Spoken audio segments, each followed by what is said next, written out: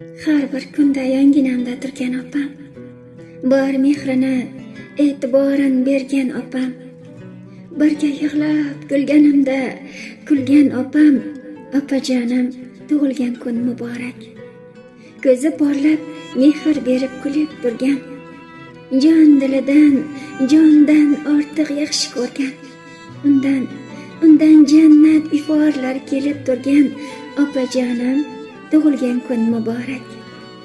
She'r aytganda yig'laguvchi ta'sirchanim, xafa qilsam kechirguvchi ko'ngilchanim, qalbimdagi dardlarimga chin malhamim, opajonim, tug'ilgan kun muborak.